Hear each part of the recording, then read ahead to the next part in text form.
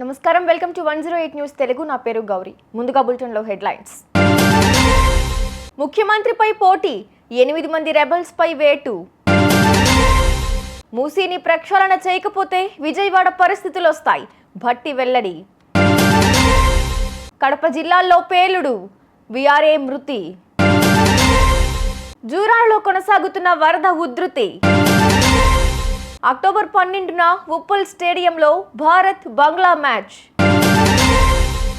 October 5న జరగనున్న assembly ఎన్నికలకు ముందు హర్యానా బీజేపీ 8 మంది రెబల్స్ను పార్టీ నుంచి బహిష్కరించింది. ముఖ్యమంత్రి నయాబ్ సింగ్ సైనీతో సహా ఇతర బీజేపీ నాయకులపై పోటీ చేసేందుకు రెబల్స్ ఇండిపెండెంట్లుగా నామినేషన్లు దాఖలు చేశారు. దీంతో అధిష్టానం వారిని పార్టీ నుంచి 6 ఏళ్ల పాటు బహిష్కరిస్తూ నిర్ణయం తీసుకుంది. ఈ జాబితాలో మాజీ మంత్రి రంజిత్ చౌతాలా సైతం ఉన్నారు. మూసీ నది పరివాహక ప్రాంతాల్లోని కుటుంబాలు మంచి వాతావరణంలో జీవించేలా చేయడమే ప్రభుత్వ ఉద్దేశమని డిప్యూటీ సీఎం భట్టి విక్రమార్క తెలిపారు. మూసీ నిర్వాసితుల కోసం పునరావాస చర్యలు చేపడుతున్నామని, డబుల్ బెడ్రూమ్ ఇళ్లు కట్టిస్తామని చెప్పారు.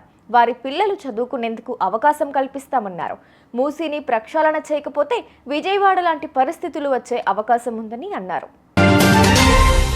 కడప జిల్లా వేముల మండలం వి కొత్తపల్లిలో పేలుడు సంభవించింది.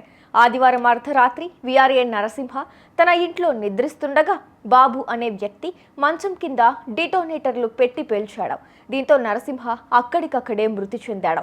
ఆయన భార్యకు తీవ్ర గాయాలు కావడంతో కడప రిమ్స్కు తరలించారు. ఈ ఘటనకు వివాహేతర సంబంధమే కారణమని పోలీసులు తేల్చారు. నిందితుడిని అదుపులోకి తీసుకుని విచారిస్తున్నారు. ఎగువన కురుస్తున్న వర్షాలతో గద్వాల జిల్లాలోని జూరాల ప్రాజెక్టుకు వరద ప్రవాహం కొనసాగుతోంది. ఇన్ఫో 74,000, అవుట్ఫ్లో 75,094 క్యూసెక్కులుగా ఉంది. దీంతో ప్రాజెక్టు 5 గేట్లు ఎత్తి దిగువకు నీటిని విడుదల చేస్తున్నారు. జూరాల ప్రాజెక్టు పూర్తి స్థాయి నీటి మట్టం 9.657 టీఎంసీలు కాగా ప్రస్తుత నీటి నిల్వ 9.377 టీఎంసీలుగా ఉంది. జల విద్యుత్ కేంద్రాల్లో విద్యుత్ ఉత్పత్తి కొనసాగుతుందని అధికారులు తెలిపారు. భారత్ బంగ్లాదేశ్ మధ్య హైదరాబాద్ ఉప్పల్ స్టేడియంలో అక్టోబర్ 12న T20 మ్యాచ్ జరగనుంది.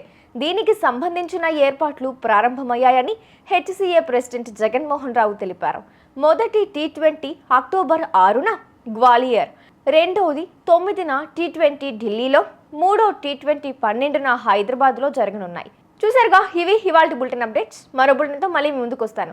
అంతవరకు కీప్ వాచింగ్ 108 న్యూస్ తెలుగు.